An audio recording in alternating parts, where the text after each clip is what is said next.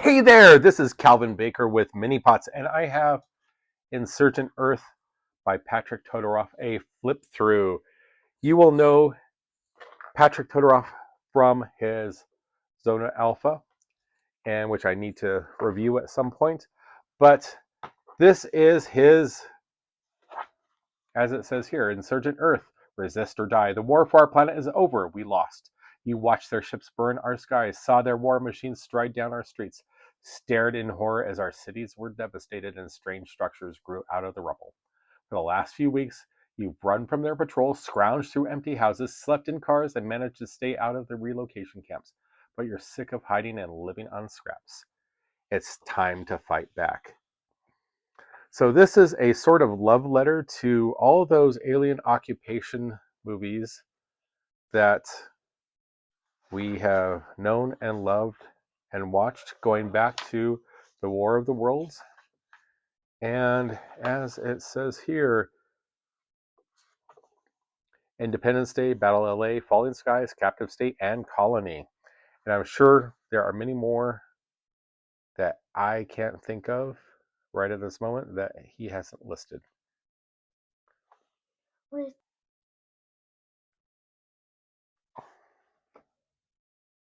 You are the human forces fighting back against the aliens, and what this is a tabletop war game in which players take the role of survivors in the chaotic days following a massive invasion of Earth by an advanced alien civilization. In Insurgent Earth, the players are not generals or admirals, presidents or prime ministers. They're ordinary citizens, police and paramedics, computer programs and mechanics, nurses, firefighters, and teachers. Regular people who saw alien ships descend into the skies, watched war machines stride down their streets, stared in horror as entire cities were devastated and strange structures rose from the rubble. He intends this here to be a low model count rule set that combines fast, intuitive combat resolution with narrative elements like character customization and advancement, offers players various equipment and skill options, simple resource management, and comes with an easy campaign system. It's written for 28 millimeters miniatures and terrain in mind, but it can work with 15 or 20 millimeter figures. And this is inspired by the works of War of the Worlds, Independence Day, Battle LA, Falling Skies, Captive State, and Colony. It follows the same system that Exploit Zero and Night Watch do, and there's a couple other games that are similar to Scrapjacks, which is his latest one. Also similar, I would think, to When Nightmares Come. You will need the usual ingredients for a tabletop miniatures game: figures for a human survivor, human survivors, and alien invaders, a game mat, and he's recommending 3x3, 4x4, or 4x6 for the play area. If you have a 3x3, he's recommending 3 to 5 resistance characters, and for a 4x4, 6 to 8 characters, and larger teams can play on a 4x6. The vehicles he would recommend, because it does have the option for vehicles in this game, 1, 2, or 3 resistant vehicles should be fielded per tier respectively if you're going to use those. You will also need a tape measure or ruler in inches, 1 set of polyhedral dice per player, some glass stones or tokens to denote certain in-game conditions, and a set of standard 3-inch, 5-inch, and a 9-inch teardrop acrylic template. At the back of this book, there are some pre-made characters, and there's a quick guide. So there's, like in Contraband, there's point of interest cards that you find, and you can look, different salvage that you can get, the different alien occupation forces, alien examples, the sample characters he did, There is a 5-scenario, which we'll get to, 5-scenario campaign, which you could play with these characters if you were so inclined. Then your sample character sheet or your blank one, with the options that you have for different actions, modifiers, etc.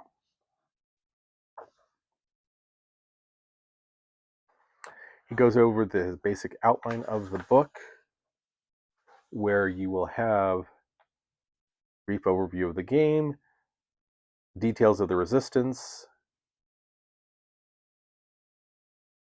alien occupation forces, basic rules of the game, combat actions, action dice pool, turn sequence, movement, combat resolution, alien occupation forces, their general behavior,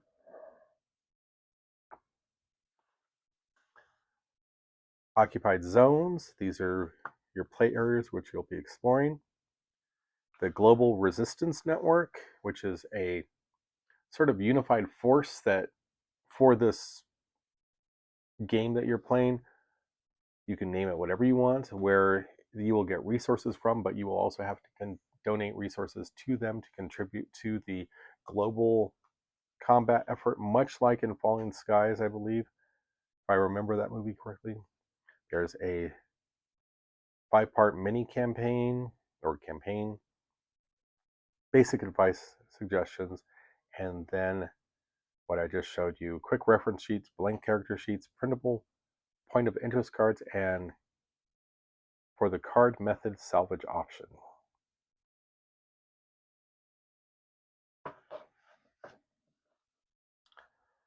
And you have a choice of 2 different types of classes, the soldier civilian.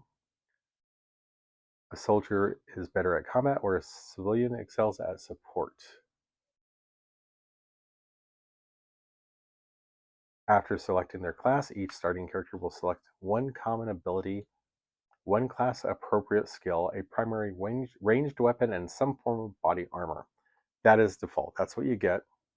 After that, they will pick a few pieces of basic equipment, set their action dice pool, assign a 2 dice bonus to their skill, and get a sliver of luck. And man, then he goes through the basic character creation. Your common abilities, these your soldiers would have, as well as your civilians would have. Skills, this is the ones that you're specific to the class. Weapons and armor, equipment, action dice. So he has this running on a 1d6, 1d8, and 1d10 system. He does suggest if you're doing a campaign, the characters start with 3d6. And then as the character advances, they get a d8 and then eventually a d10 added to the pool. The 2 dice bonus is something which I should probably explain to you, in the sense that it goes against your skill, or with your skill, and but it's a skill that is specific that you want your character to excel at. Shooting, melee, recon, that type of thing. These are the abilities that everyone has. So, hustle, pack rat, hard, focused, optimist, lucky, athletic. Hustle is you get an extra inch movement. Pack rat, you get 1 extra equipment slot. Hard, you don't, when you're wounded, this is something unusual about his games. When you're wounded, you have the 3D system for, and of course, there it is. You're wounded. That means with the first wound, you can no longer do any D10 actions. Second wound, you lose the D6. When you have that skill of hard, you just lose the D6 to begin with, and then the D8, and then the D10. Or D8, then D10, then D8. Focused, you add an extra 1 to your skill checks: Optimist, Lucky, Athletic. When you have certain things, you get to interact with them.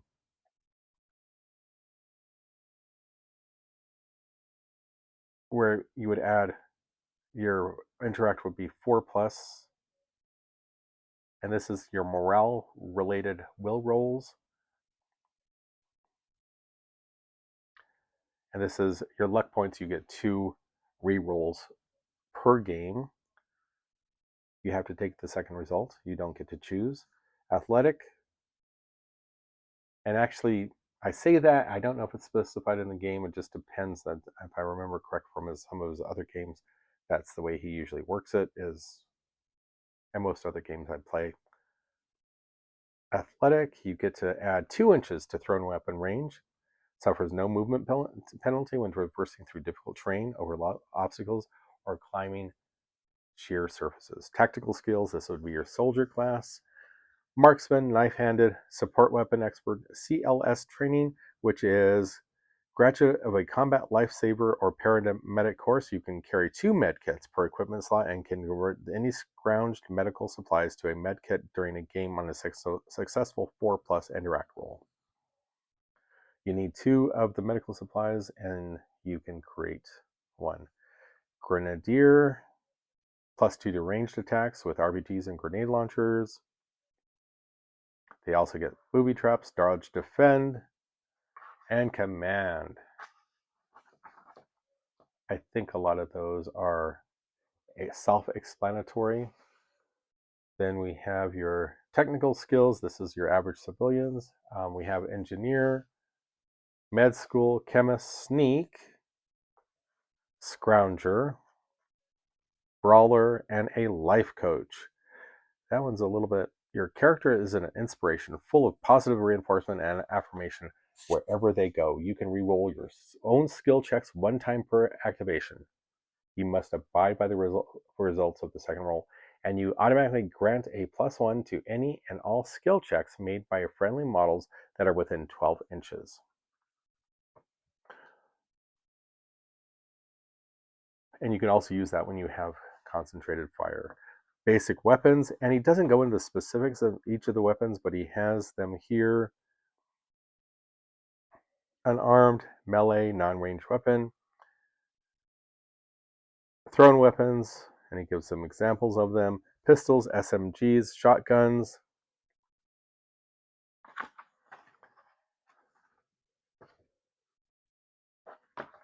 Then he has more ranged weapons, non-gunpowder rifles, longer range, sniper squad or sniper or light machine gun, flamethrower, chemical sprayer, grenade launcher, and he gives different ranges, and it might vary based on the area you're playing on. So you have a 3x3 board or a 4x4. He gives some advice on that. Ammo load, each of the games, even though in real life it may be more than this or less, you're given 5 rounds. And when you do that, you need to load another set of ammo or scrounge it or something. That is like some bookkeeping, and I think simplifying it is a great thing. Molotov cocktails, penalty of using guns in melee, reduce movement, reload, scarce weapons, silence, spray template weapon, which is your flamethrower, your chemical sprayer, tech upgrade. So you will be getting tech from the aliens that you're fighting against, and you can apply some of those things to the different weapons and stuff. Smoke and what it would mean for you. This is basically putting a blob of smoke on the table so you can get some cover when you otherwise might not have any. Stun, type of xeno kill gas. You can have accessories to your weapons: brace, foregrip, bipod, laser, holographic sight, scope, a suppressor, and a upper barrel grenade launcher. Your different armors, and this is the chart that you would choose your armors on. So you could be civilian, you roll a d6, you get military, then he has it defined right here. And this is someone shoots you, you have a dodge to defend, you roll a d6. If I'm using the basic body armor and I rolled a 4,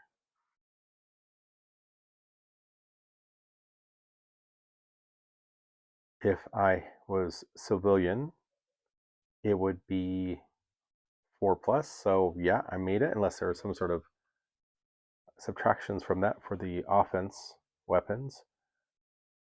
And military, I definitely made it. So there's body armor, and it begins to take damage.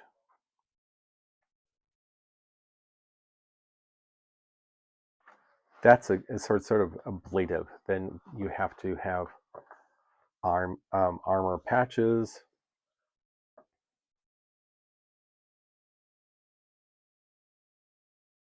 They start with 2 pieces of equipment. Here's an outline of some of the equipment, or the equipment that they can have: medkits, grenades, multi-tool, grants +1 to all mechanical related skill checks.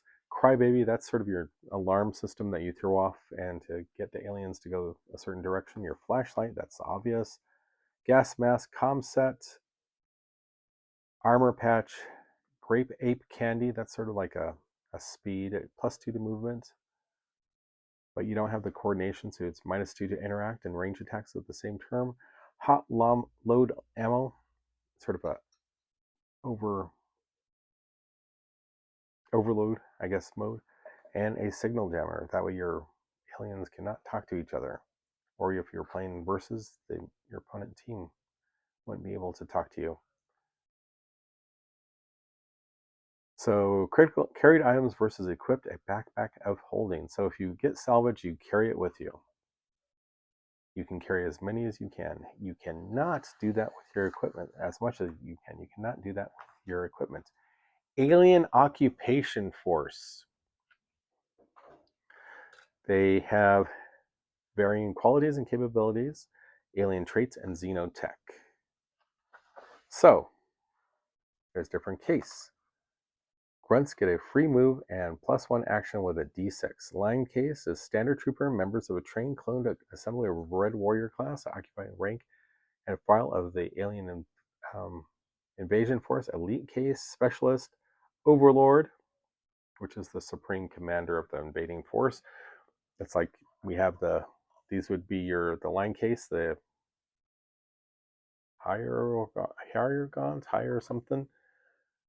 And then you would have your other little guys with the chutes be also a different type of trooper. The Ripper Swarms, I still don't think they'd be an alien grunt. I think there's got to be something else for that, but that's up to you. Or they may not even have, given the fact that they're bugs, they may not even have that. For the Necrons, you can have like the little swarms of the tiny Necrons, which their name escapes me. You can have them be a troop type or a grunt. The Xenobites or the Xenobites, whatever they're, the weird little malformed electronic looking guys, could be your grunts also as well. Then you have a whole slew of troopers, elites, specialists, which I think these would be your assassin type specialists, and overlord. Movement basics. This is the AI that they're going to be using. 6 inches. This can be modified by the various abilities that you can choose. Now then they have attacks and armor, and it's based on the same system, quality dice, special weapons, traits, and technology. So you have the various traits. So you want these guys, their trait could be agile or armored or fast, savage, xenotechnology, the targeting system, distortion field, heat ray, jump jets, mind blast, pet. So your leader has a pet, regenerative implant, spray weapon, or teleportation devices. Taking back the home world. So he goes over, this is where he begins. This is the more crunchy part of it. This is where he begins to go over the dice mechanic. Insurgent Earth uses 4 types of polyhedral dice: D4, D6, D8, and D10. The D4 die is used to determine most random direction and location challenges, such as the entry-exit points for alien occupation forces. The D6, D8, and D10 are used in-game to determine the success of a model's action. If you got a full 7-die polyhedral set, the D12 is handy for indicating the alien detection rating, and D20. So that is a system where you keep track of how much noise you're making, and it goes up. And if you have a alien scout or an alien group, they're going to eventually go towards you, the last one who made noise. Actions and successes. Resistance. When activated, each player character has the potential to perform up to 3 actions during their game turn. But because you roll, well, okay, the successful action is achieved by rolling a D4 or better. Plus or minus modifiers on a D6, D8, and D10. A roll of less than 4 with modifier is considered a failure, and the player can try an action again using a different die type, so long as they have that dice types remaining in their action die pool. So you get 3 chances to do something. And basic actions are move, shoot, interact. Select the die types in the die pool and roll. And if you get a 4 or more with your modifiers, you have a success.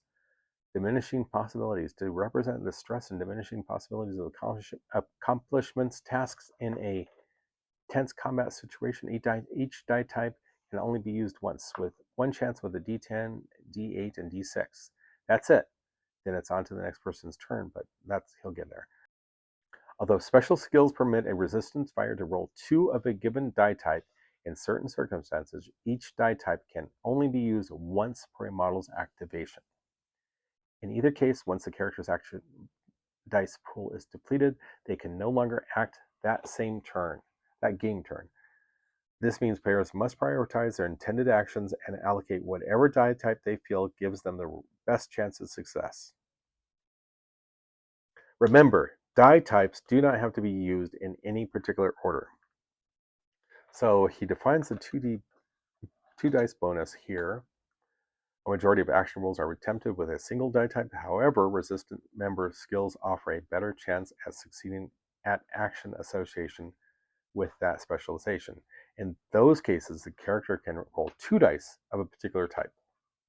Your actions: aim, attack, melee, attack, range, concentrate, fire. This is when you're a group, and this is for resistance only. Gathers around and all fires at the same target. It can be modified by life, coach, and command. And then it gives the series of conditions that you have to have going on for it to take effect. Dodge, defend, interact, move, overwatch. Remember the old Space Hulk overwatch? Reload. Special skill check. And this is where you might have... I'm not going to go into a lot of details on some of these because I think it's pretty obvious. And if you played any types of games, you can figure out quickly what it is. And the mechanics might be funky, but you can figure it out. Complex tasks associated with mission objectives or a game's narrative. So if you have a mission and they have to reach point A and unlock something and hit the button to activate the teleporter or the communications or fix the cable, throw a grenade, weapon, use, personal, and you have your basic movement. D6, and you roll you roll a die, and you get a 4 more, and you can walk or run or move. Climbing, difficult terrain. Jumping, falling, difficult terrain. Jumping, your basic turn sequence. I go, you go. So all of one side goes.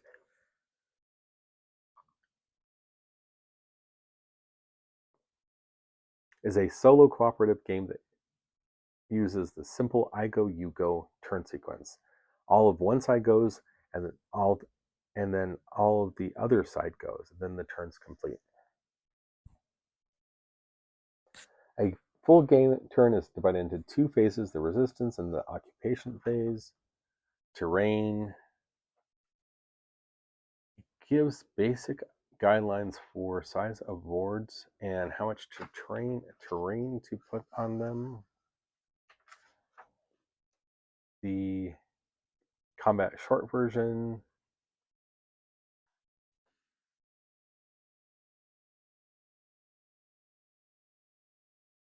now keep in mind, this is all these skill sets that you're going to be using your die pool, the 6, 8, and 10 sided die. Vehicles. He gives even a power armor type. Individual exo armor. Quad ATV, Ford F-150 technical, a Humvee, rules of engagement summary.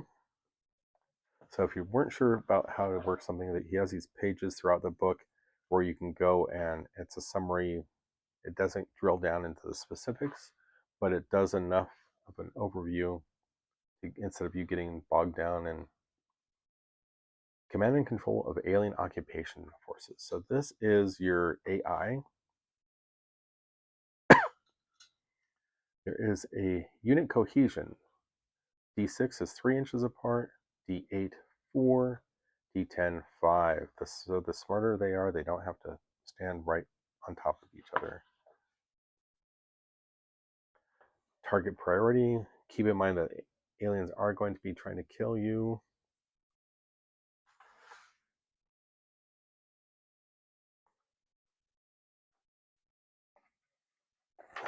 So here is something else. The sector patrol summary, sentries, sentry summary, rapid response. So the aliens have detected some sort of something going on over at the old warehouse, and so that's going to come and visit you. There's constant traffic overhead of surveillance drones.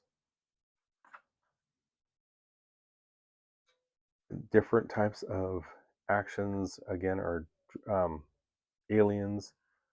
Stand ready, hunter summary, detection, how they can find you, 18-inch detecting strategy or radius, scanning,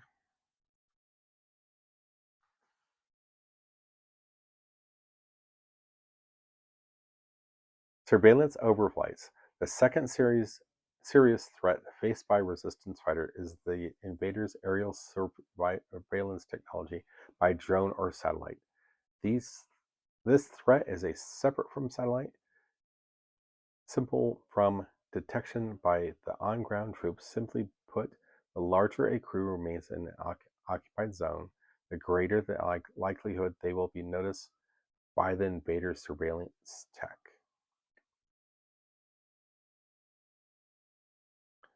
Once TBH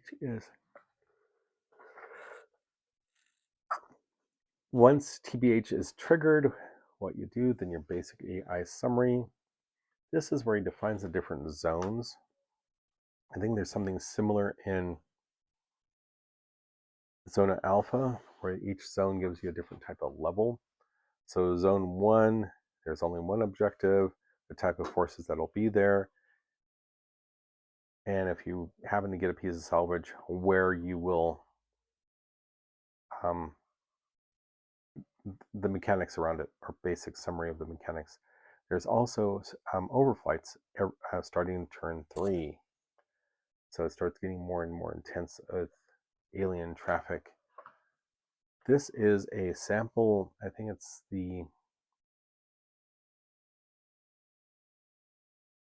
it's for World War II.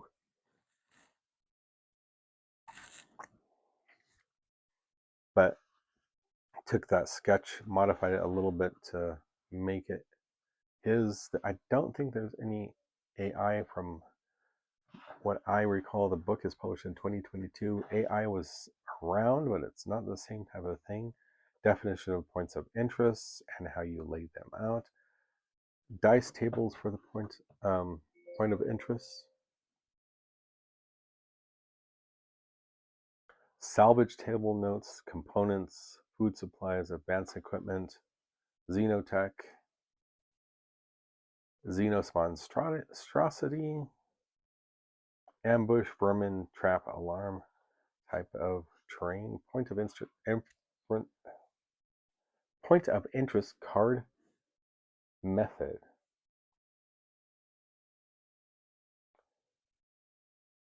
Common, trouble, lucky.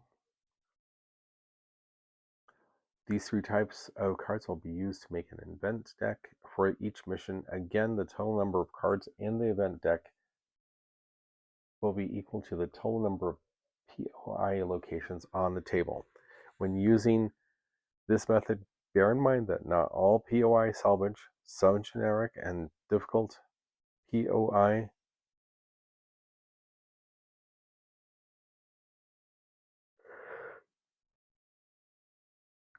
excuse me. You have your event deck.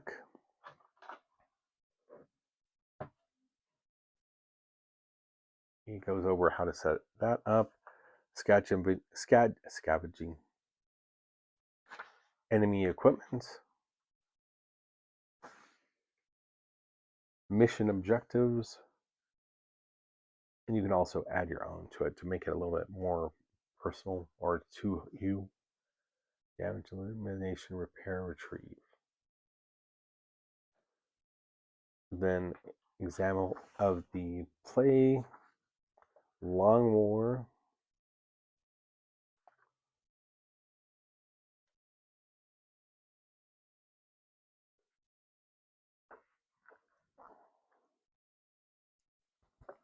When you are salvaging, you have this chart here which will help you define what you get. In here, with everything else, he gives you an option for a canine companion. Later on, he does recommend to make sure you take one of those. So, definition of the mission. Operation Mad Grimy. So you get this book, and it has a small game in it, but you can create your own. Mad Grimy is a 5-part introductory campaign for Insurgent Earth, recommended for 4-player characters on a 3x3 game mat. The setting is rural and suburban with residential and light commercial buildings. The first 3 missions occur in a level 1 occupied zone and 1 mission objective and 9 points of interest locations. The final 2 missions take place in level 2 occupied zone with 2 objectives and 9 points of interest. Set up player characters as desired or use the pre-gen personalities found at the back of this book. You will also need 10 invaders for the sector patrols, 2 squads of 5 figs each, 4 to represent 2 rapid response teams, and 2 more to act as sentries.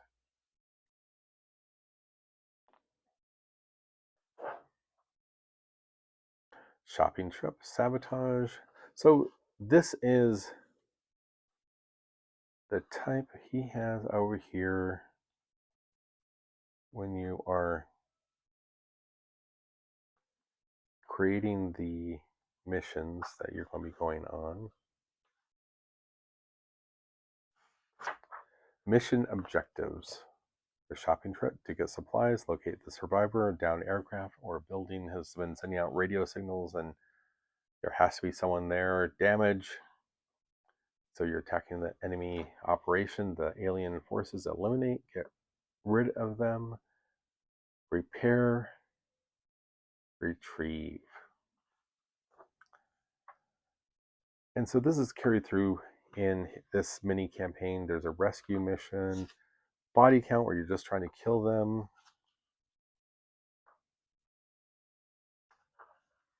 And they're pretty so you're going to be setting up the terrain accordingly to the mission. So you have a shopping trip, you're not going to have a small broken miniature of a plane or the idea of a plane that they can going to go out there and see what's on it. They could, but you'd have to have a lot of stuff around it. It's more than likely going to be you're doing a rescue mission in that case, or you have a series of buildings, could also be a rescue, or what was the other one, that shopping trip, or sabotage. It just depends, but you're going to be setting up your terrain accordingly. Then he gives his advice for the end of this, and I just gotta say, this bought by myself 2 years, or 2022, soon after it was released. Remember, if you liked this content and you want to see future content like it, remember, if you liked this content, to like and subscribe and leave your comments or questions below. I really appreciate your time, and happy gaming.